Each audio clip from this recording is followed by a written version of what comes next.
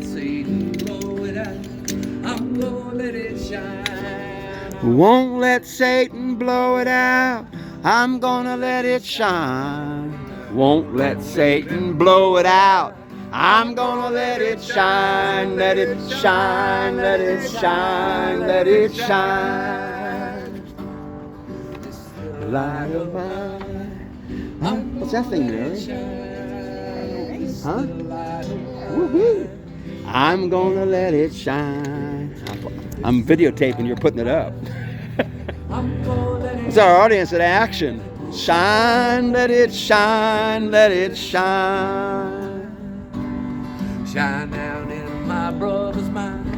I'm gonna let it shine. Shine down in my brother's mind. I'm gonna let it shine. Shine down in my brother's mind. I'm gonna let it shine. Let it shine, let it shine, let it shine.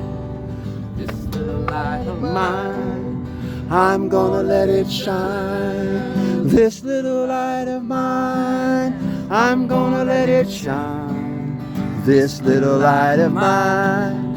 I'm gonna let it shine. Let it shine. Let it shine. Let it shine.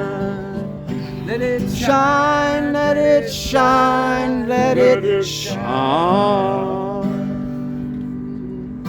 We're on. We're on video, you guys. This is live. Yeah. This is going on YouTube. Is that the scooter? No. I thought that was a scooter coming, you know. Where do you want the camera to come from? It's interactive, you know. It's just, you know, I'm singing and holding in the camera at the same time. Whatever you want, you know. You know, it's going. Yeah. You see? Can you see me? I can see you. Yeah. Okay. So what should we say about the party of X? Should I say In something? ancient time, oh, go ahead. I was going The to party of X. Party of X has to do with what we all share in common. One of those things is the blue sky above. Another of those things is the oftentimes green earth, the watery earth, the desert earth below. Every living being alive, not just in our species, but in all species, we share the same sky and we share the same earth. And one of the things that the Party of X wants to work on and invite other parties to work with us on is how we can celebrate sharing the same sky and the same earth in common. That's pretty pompous, but it's really true. Please let me. Go ahead. And I'm basically, I told Johnny, I'm just applying for a job. And the job would be to be given money to hire a staff of about 40 people. And our job would be from January of 2023 to about January of 2025 to try to fairly represent 700,000 souls in this new Michigan 7th Congressional District. I'm not naive about my ability to do that, but what I do, I've always done, I try to network with people, and I've tried to practice listening, and above all, to be a good representative, you have to know who the hell you're representing. You gotta know what they're thinking and what they're feeling, and that would be the essence of the Party of X. Woo! Part of X marching on the Capitol So, steps. I need to say this too. This would be for you two. This is a write-in campaign. I did not go the route of going through the Democratic Party or the Republican Party or the Libertarian Party. I just got this idea. Why not do a write-in? Just why not do a write-in? So that's my message. If you are interested in what we're doing, I have plenty of cards. My email address, I'll just say it right now, is rishabson@gmail.com, and my number for over 25 years is 517-482-2702. I'm all ears. I'm open to all ideas, and I want to start committees of correspondence about the issues that are kind of tending to tear us apart right now. We don't have to let that happen. So that's it for right now. And I've had beautiful friends here with me, Mary. Mary King is back there running the camera. Here's Paul Miller, long-term singing friend of mine, and then Jami Mukherjee. I want Jami Mukherjee to, I'll say something about Jami Mukherjee. Jami Mukherjee right now is a professor, a tenured professor no less, at, is it Ryerson University? It's the ex-university. Oh, Ryerson turned out to be a eugenist, so he got unwelcome to have his name on that university where my dear friend teaches. So for a while, they called that university officially ex-university, and John and I go, keep it in that! What did they do? They probably spent a few $1 million to come up with what its official name is now, so I believe it's Toronto Metropolitan University. But Jami has a wonderful career of interviewing people in Calcutta, India. He wrote a beautiful book named Hungry Bengal. I think the subtitle, correct me if I'm wrong, is War, Famine, and the End of Empire. That's correct. And now a copy's coming out in paperback, but it's being read all over the world. And what it is a study of the truth of what happened during World War II with the Axis powers and the Allied powers and the humble people of that area of the world being starved to death because of policies. So we got to be mindful of that stuff. And so I'm so happy to have him as an ally. He's also a fine poet.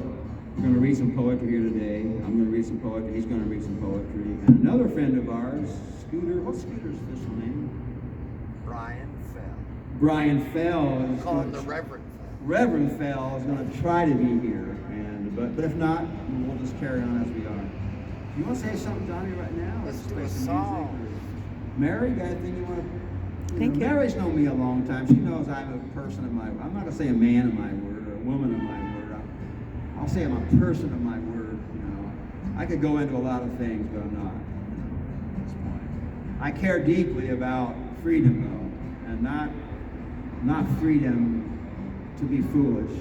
I guess freedom to be foolish is part of it, that's okay, but to be responsible for your own life. Not easy, when big challenges come, especially the pandemic we've just come through. It's very challenging to deal with such things.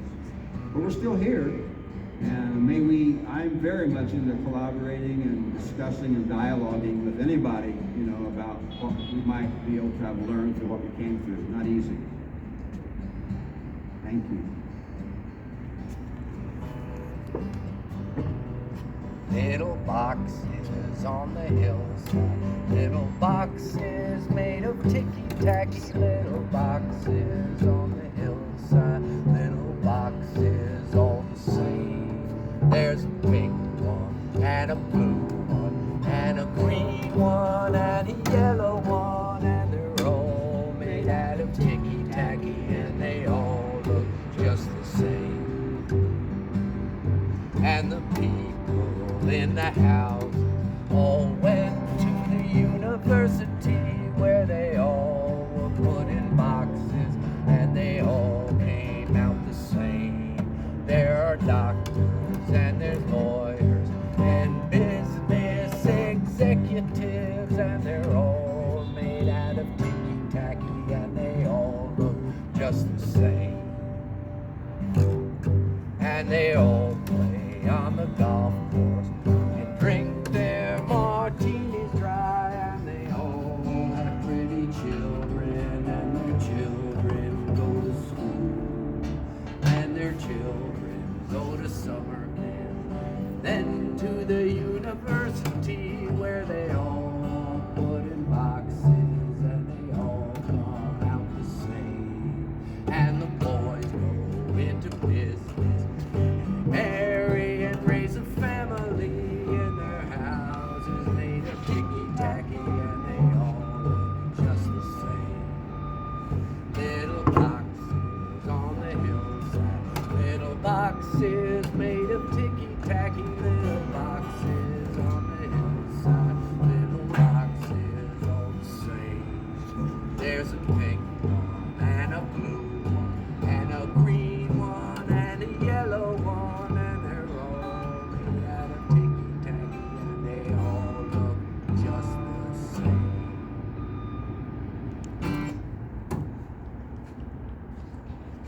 want to say something too. This instrument here, it's the smallest bass. I'm not sure what the technical name for it is.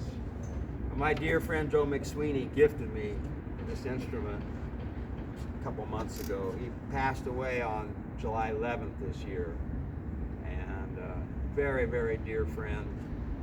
And I want to read a poem. We've got plenty of time. This is a poem that Joe and I did together. It's called, let's find it pretty easy here. It's called,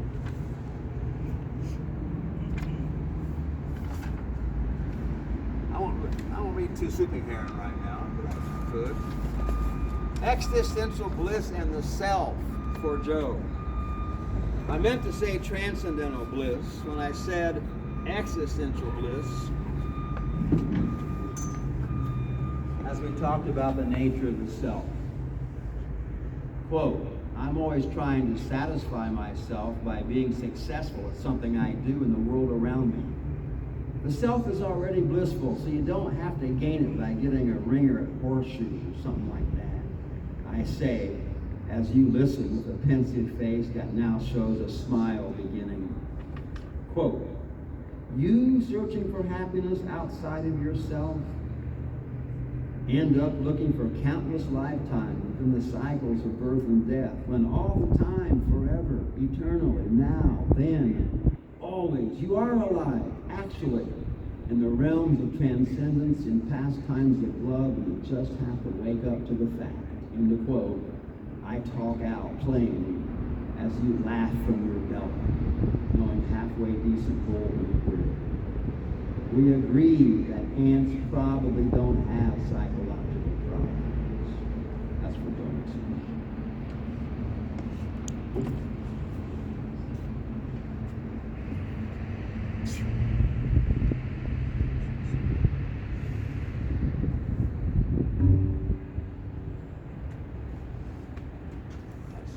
No, but let me talk about the party of X. What I think of is the party of X. I'm trying to conceive of how I understand it from my dear colleague, friend, interlocutor, fellow poet, living being on the face of this earth in Lansing, Michigan, running now for the party of X as a write-in candidate for the state legislature. I was trying to think, and then I thought maybe this might be a true story. I seem to have heard it somewhere, that there was a philosopher from 2,600 years ago named Gautama Buddha. And when Buddha was asked, is this vast public space illusion or is it reality? I believe the Buddha said it is neither this nor that. And when an acolyte asked the Buddha, what is the soul of man? Is it infinite or is it finite? The Buddha responded, it is neither this nor that. And he said, what is the soul of a man? Is it light or is it darkness? The Buddha responded, it is neither this nor that. In this world today, we are always pushed into the position of choosing this or that. There's only two options we're given, this or that. The party of X is a middle way, beyond the polarity that is tearing us apart as individuals and as community. It is neither this nor that. And this is neither an empty space, nor one teeming with masses.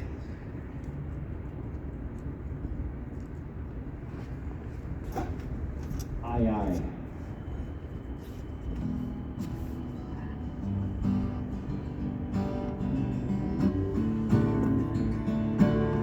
One bright morning when this life is over, I will fly away like a bird from these prison walls. I'll fly, I will fly away.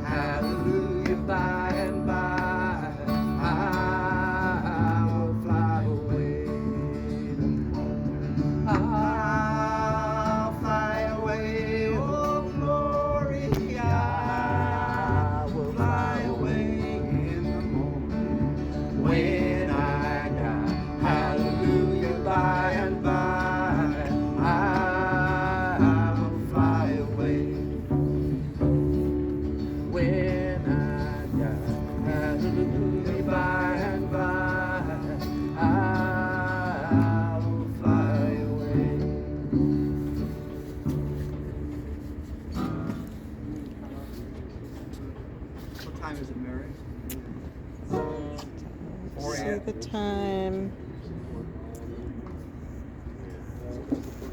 Get the time, man. Get the time for it. Is it about 4?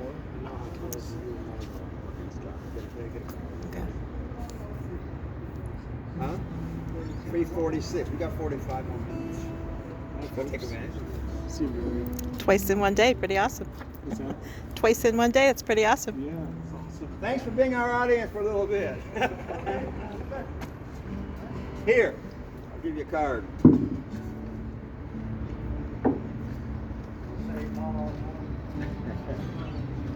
I'm a retired professor. I gotta do something.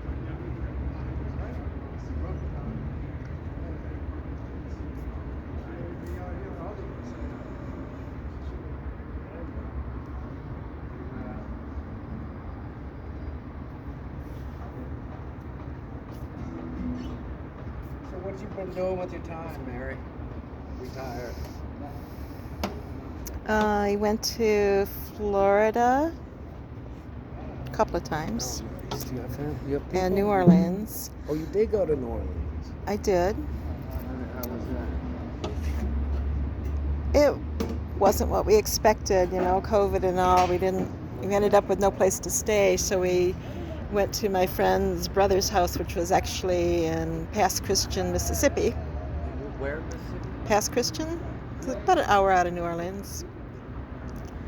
Stayed at their house on the Gulf and went into town a couple times, but it wasn't the same as when we went and stayed there. Right. Should I put this on pause? Yeah, I think so. Okay. We back on? Back on live? Okay. I gotta find my readers. I have some readers in here. I found some readers. I call them readers. A lot of people do. This is a book called Only the Blue. Mr. Mukherjee and myself, about 4 years ago, in the winter of 17 and 18, and then the late winter of 2018, we got in touch with Dylan Rogers at his Robin Theater, and we produced a thing called Tiles of Consciousness. And part of that Tiles of Consciousness was going to be where we brought Masood from London, where he lives. He's been a dual citizen of Iran and London for almost over 20 years now. And so I blessedly got a grant from some friends of mine to bring him to the States to read poetry with us, Johnny and myself, basically, for a whole week. And I got a hold of the U.S. Senator Gary Peters. I was concerned that he might be unfairly flagged, stopped from using the money that we had for him to bring him here to perform with us in this cultural week. And sure enough, even though Gary Peters' office got a hold of our consulate in London, when Masood sat down to get his visa,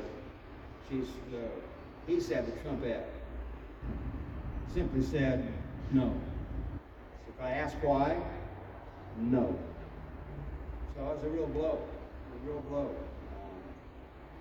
But instead of Masood getting all bent out of shape and help me not get bent out of shape, this is the result. He says, I'm going to take advantage of this time. Instead of coming to the States, I got this book in mind. It's Only the Blue.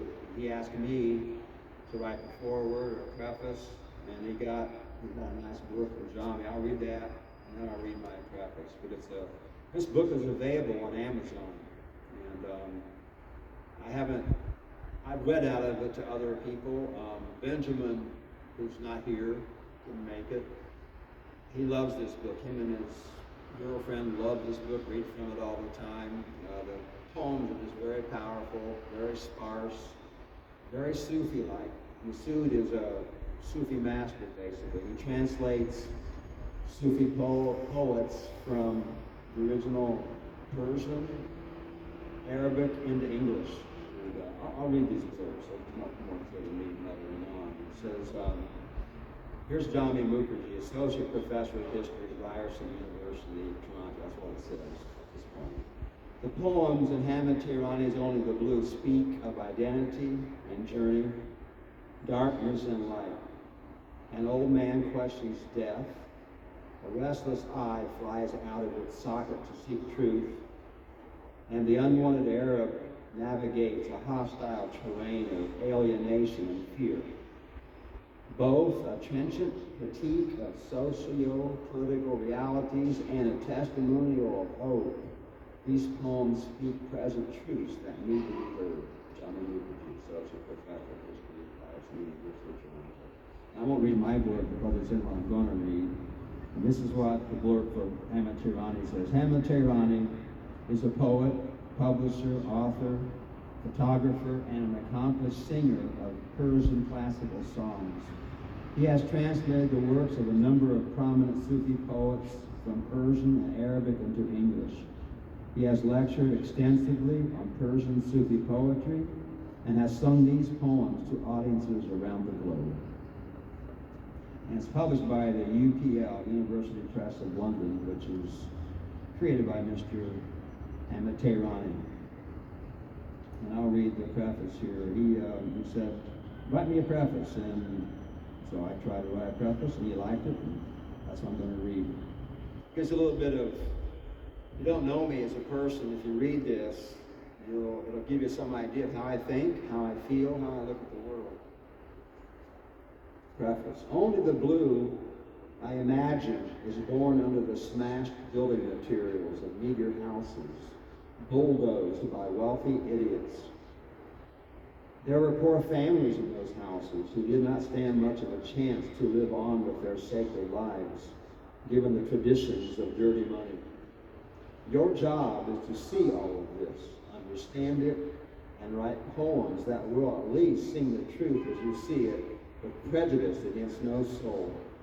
You must not be afraid to listen to the music of the story of how us human beings have lived with one another throughout the known ages of our histories.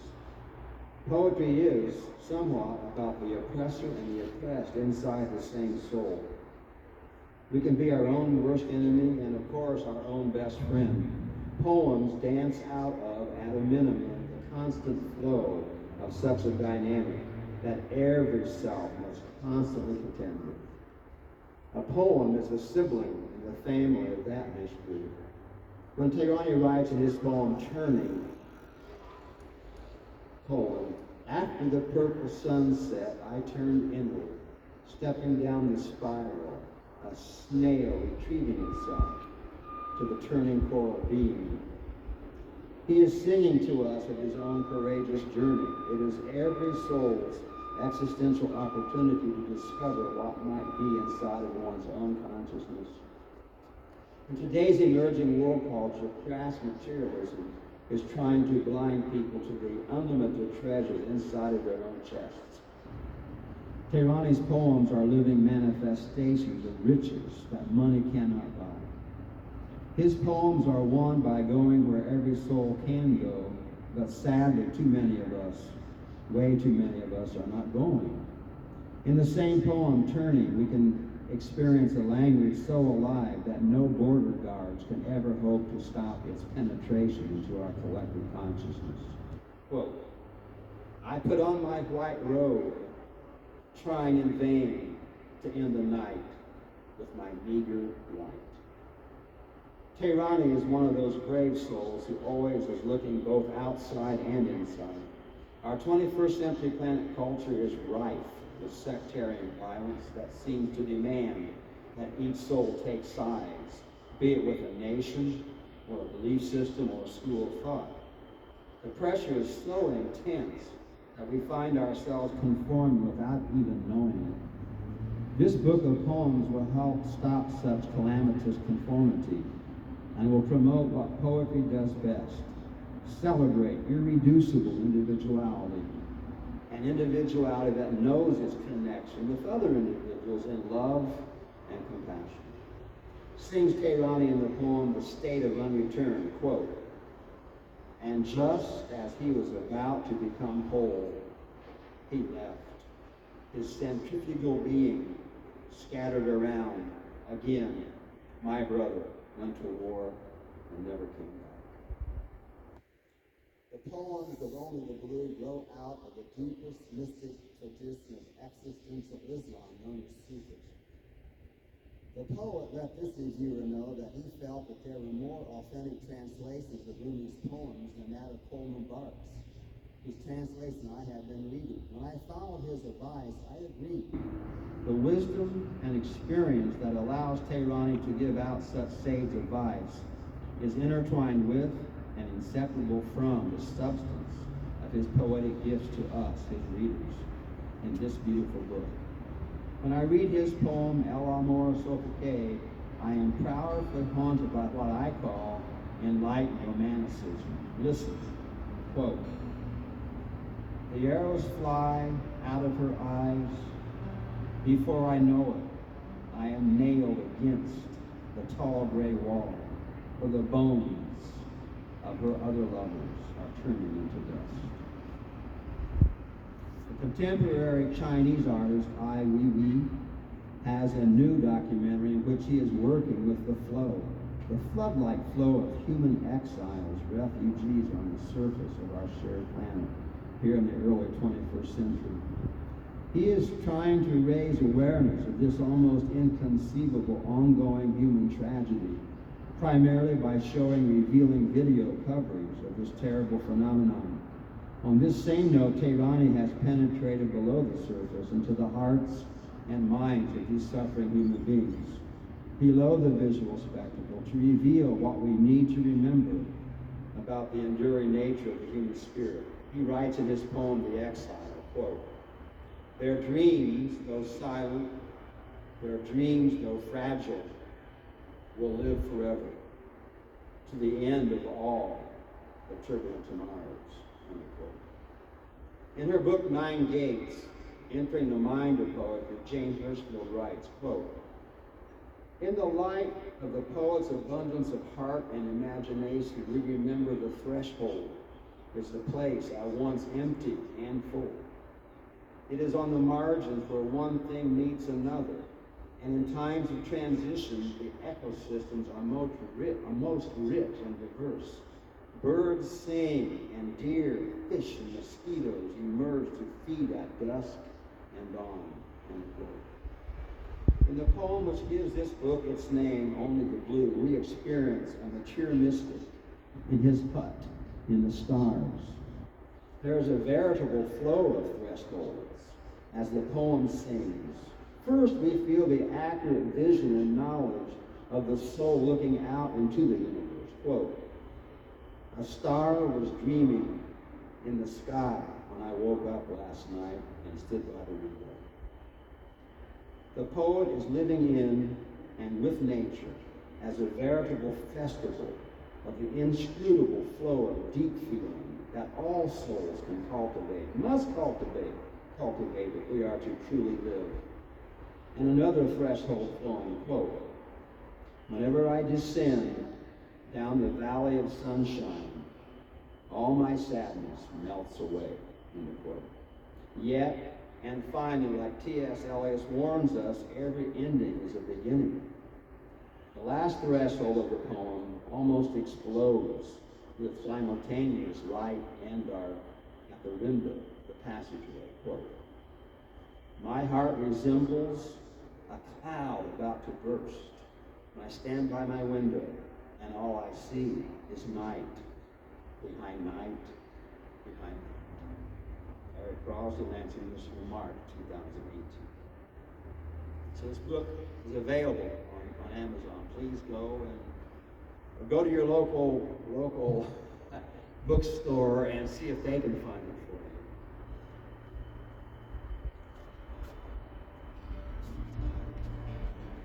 Thank you.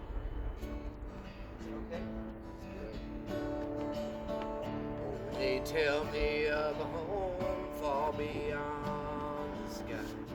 They tell me of that land far away. Oh, they tell me of a home where no storm clouds rise. Oh, they tell me of an unclouded day. Oh, the land of the cloudless day. Oh,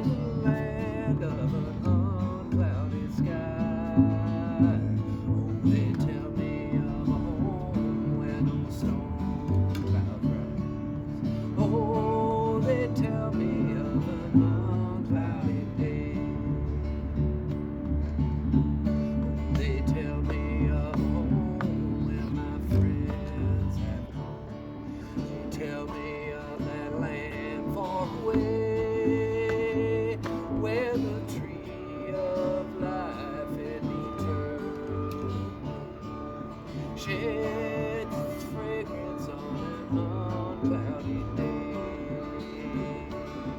Oh, the land of the cloudless day.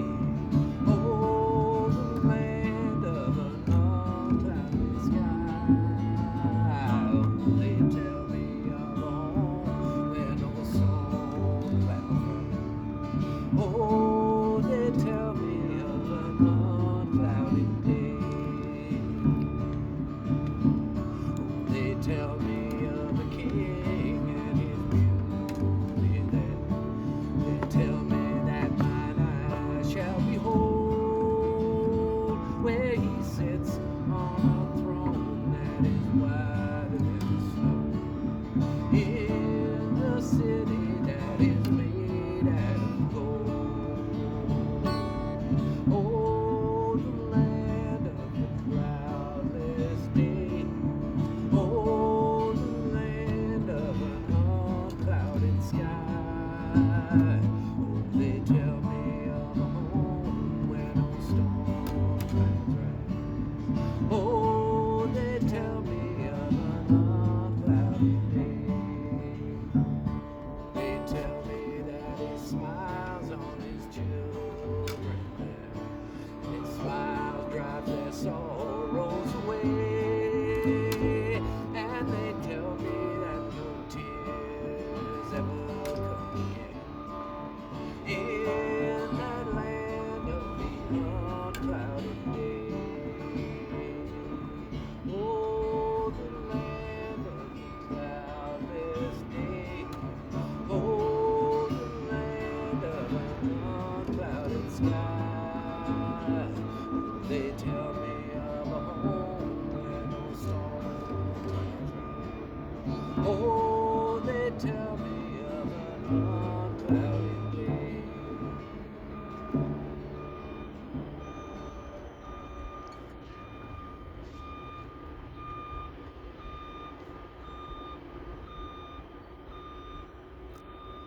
This gentleman just is published in his own way a new book of poems called A Magnificent Little.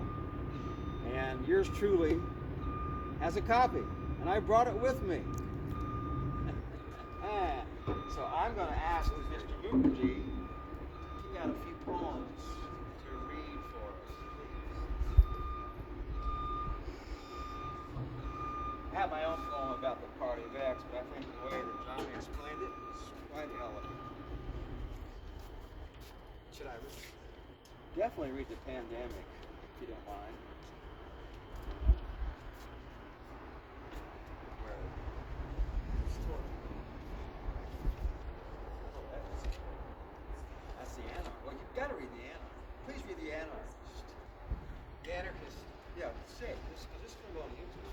This statue reminds me of this poem also. Yeah.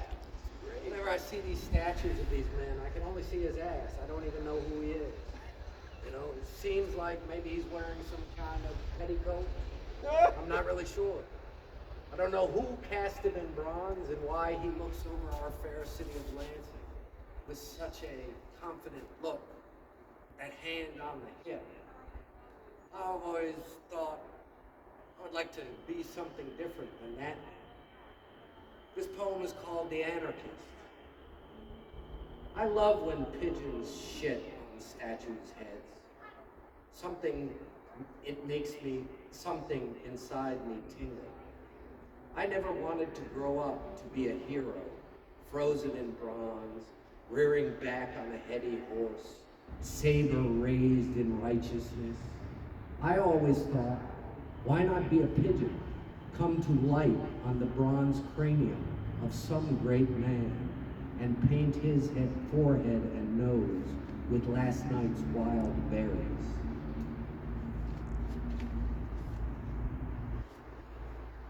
Yay. One-handed clap. I know, is Eric's favorite. It's one of them. I love this poem because it's properly complicated. There's so many energies in this poem about the pandemic going this way and that way. You have to read it. I've read it probably 50 times. there's still things to be found in it. You know, it's got a lot of different energies in it. It comments on MAGA. It comments upon all of us struggling with the pandemic. It comments upon on America and the world. It's just a fantastic poem that not easy. It's mostly focused, though, on the pandemic. People worried about different things during the pandemic. I worried deeply about what would happen to us, each in our little chambers, isolated in fear. This poem is called Pandemic. I am an American, fully vaccinated, heart filled with dynamite. We are great again, thank God. I can't remember when we have ever been greater. Maybe at the massacre of Wounded Knee, or maybe in Fallujah. But hardly does that matter. We are 53% fully vaccinated. The fools in the wings standing strong. I, myself, feel less and less safe all the time. I think I will wear my mask forever. You never did know me anyway. I might be the plague you fear still, and I will socially distance, that's for sure, me from you and each to themselves. Together we will resemble a pack of whitened muscles clinging to unforgiving love. It's a poem that you can't put in one point box. Read one of yours. Huh? I want to read one more of yours. I will. I'm going to read. What time is it? Who I got the time? It is 4:15. We got 15 minutes. Okay. Thank you so much, Mary King, for doing this. Peace sign comes up. I will read this little poem.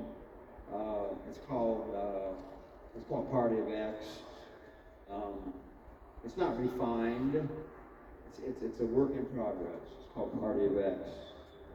As I stand here with you, eternity roars quietly. Science says different things, like bang, and here we are, dash. Like knowledge is the perception of the difference between spirit and matter, dash. Like there is only matter, dash. Like matter is God's most inferior energy, dash. Like arrogance is ignorance, period.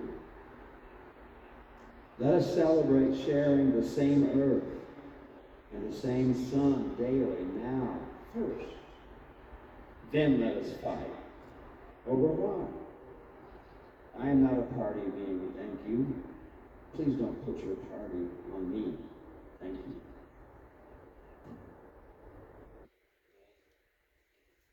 I was blessed. My parents financed me getting a master's degree in creative writing. This gave me university.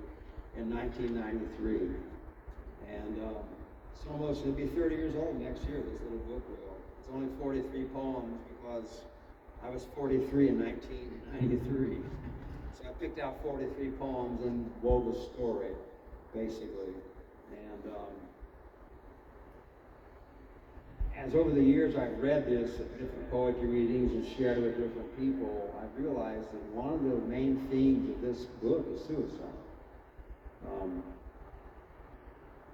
And it's a difficult topic. We all know that we've all felt somewhat sometime, most people have felt where suicide comes from. It comes from self-loathing.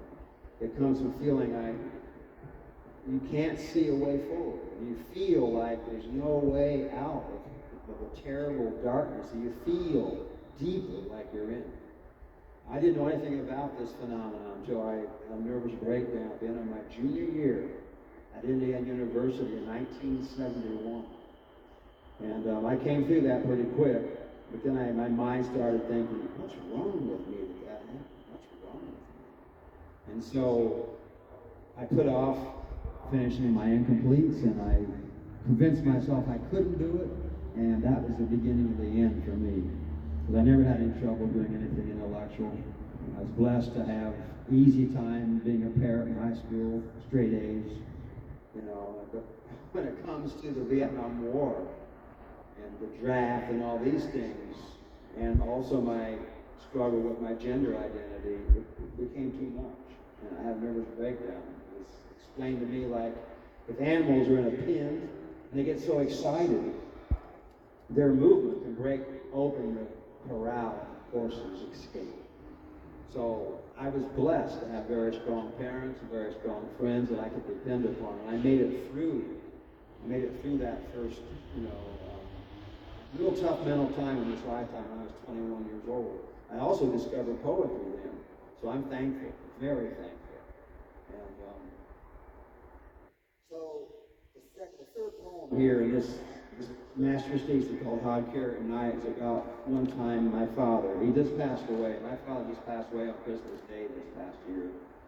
And I was blessed to be the only one with him. He took his last breath. And I had a very, like a lot of us, challenging relationship with my father or mother and others. This poem is called Coming Close. I was living in the Hare Krishna temple in Detroit, Michigan, as a celibate monk. I got a call at 2 a.m. from my father, who was working for General Motors, and he was at a computer conference in Sterling Heights. He was a little bit inebriated, and he asked me there I thought of killing myself. Well, I had tried to kill myself twice already this lifetime. He's the one that caught me when that happened, 2 weeks apart, in December 72. So this poem is called Coming Close for my father. I'm living as a monk at the Hare Krishna temple in Detroit, and you call me at 2 a.m. from the Motel 6 in Sterling Heights. You're drunk and ask me if I'd ever thought of killing myself. Do you want me to come and see you, I ask? No. You say, telling me about your difficulty at the GM computer conference, about the technology being too much, that you just wanted to talk with me. Calling back at 6 a.m., I find you've already left. And when I reach you by telephone at 7 a.m., Compton, Indiana, quote, everything is okay. Mom is still asleep. So I call Coming Close because that's the most vulnerability my father ever had outwardly expressed to me in his lifetime at that point. So Jami is very generous. He meets somebody that he loves being with. I tend to be an intellectual type person, and I love art and thinking. And he had this dear friend, I think he's from Calcutta. Yeah. And he was always talking about me meeting with this person. And Jami had informed me that he's going to come visit to the States. And I was going to be able to come up to Jami's home in the Manistee National Forest and visit with him. What's his name? Ramaswamy. And John, at the last minute, Jami had to say, it's not going to happen. Why? Ramaswamy's son hung himself at 18 years old. There was going to be no visitation in Manistee National Forest then at that time. So Jami wrote a poem about that. He wrote 2 poems, and this little work was called Magnificent. 2 kind of addressed to his friend, Ramaswamy, and then another one addressed to his unfortunate passed on son. And it's called Unforgiven. I'm having trouble finding this for Ron. It's around this, isn't it? Yeah, it's the one. It's, I think it's about this way. The one before that? I found it. It's called Unforgiven. That's what it looks like. Can you see it? Very short. It's about one of the most difficult human topics there is, suicide. And it's called Unforgiven. And it's addressed to his dear friend's 18-year-old, recently passed away 18-year-old son. You stupid boy, how could you? And what were you thinking? You vain child, someone should box your dead ears. Did you not think of those you left behind? Your selfish prank has broken too many hearts, and you are unforgiven. These are the things that only I can say. So would you like to read a couple of these poems? I mean, it's just a beautiful, there's only 3 copies in existence. And 2 are with me. 2 are with John, and I have the other one here, and I've enjoyed so much reading this poem.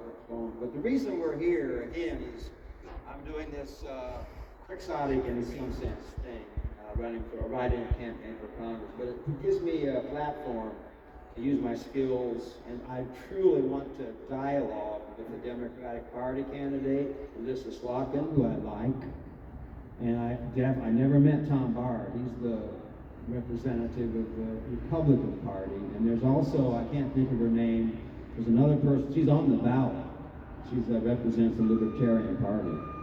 And mine is just, if you go into that booth and you've thought about things and you've heard me speak and heard other people speak, and you want to be part of a process to try a kind of participatory democracy, something a little bit different, then write in Eric Wayne Crawford on the ballot.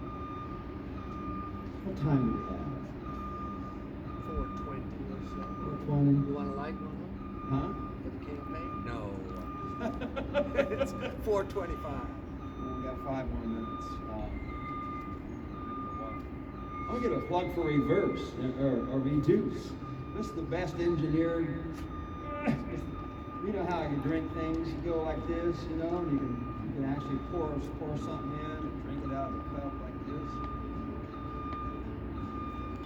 Tighten back down. It can't leak there, but probably won't tighten, Then you can also go on the top here. Open that up and take a swig like this. Beautiful little canisters. So anyways, I'm going to show you, I'm going to plug this. There's a artist in town, he doesn't live here anymore, his pen name as a painter was Zorban Norgag. He was the husband of Arenas, I can't remember, you probably knew her, Mary. She's a painter here in town, Hispanic woman. Maria Arenas, I think it was. This is her husband, who I'm trying to think of anyway. He painted this beautiful little painting here.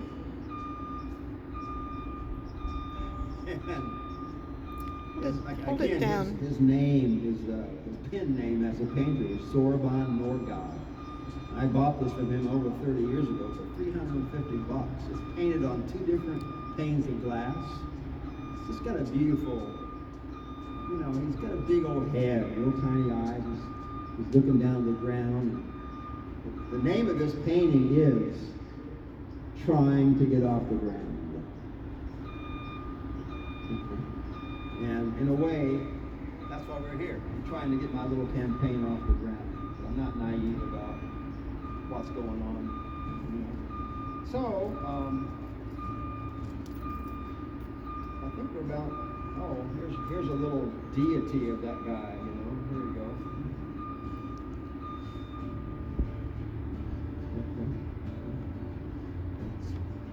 Red fingernail polish on a little stone. Looks just like his head. I can't think of much else. Gotta do this one. Yeah. You wanna? Joshua, Battle of Jericho, Jericho, Jericho. Joshua, Battle of Jericho, and the walls came tumbling down. Joshua, the Battle of Jericho, Jericho, Jericho. Joshua, the Battle of Jericho, and the walls came tumbling down. Good morning, brother Pilgrim, please tell me where you're bound. Tell me where you're traveling to on this enchanted ground. My name is Old Pilgrim, to Canaan I am bound. Traveling through this wilderness on this enchanted ground. Crossing from the Battle of Jericho,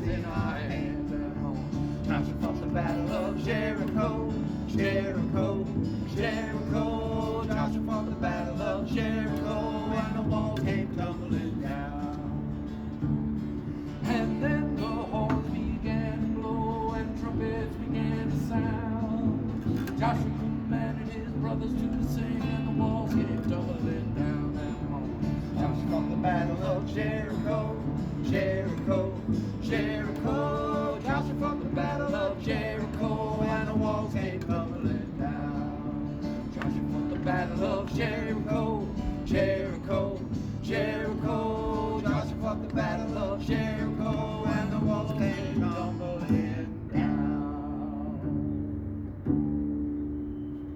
Woohoo. Bring 'em down. That's Bring 'em also down. on. That's Bring 'em also down. on YouTube. We did that performance right over by the Civil War cannon. Middle of What was it? In the middle of the pandemic. It was the same time of the week on a Friday. Beautiful day, and about as many people here then as there is now. Hardly anybody. But thank you for being out there and listening to us. Are you a resident of Lansing here? Okay. What's your name? And a voter. Yeah, well, I'll give you a card before you're here. Come on up. And I want to say too, I'm from a family called the Crosley clan down in Indiana, and we call grandfathers papoos. So yours truly is thankfully a papoo.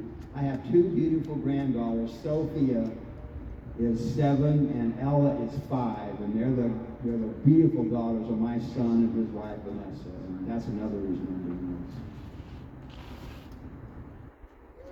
this. Thank you for listening. Thank you so much. I also teach yoga. Yoga scene on the east side. Thank you very much. Nice Name to again? meet you. Diana, nice to meet you. Are you from this area? Yeah. Lifelong. Thank you so much for staying and listening. The town square. This is it. This is town square. This is beautiful. Thank you so much, Diana. Let me see one of those cards. Huh? Oh, you want to see what? Yeah.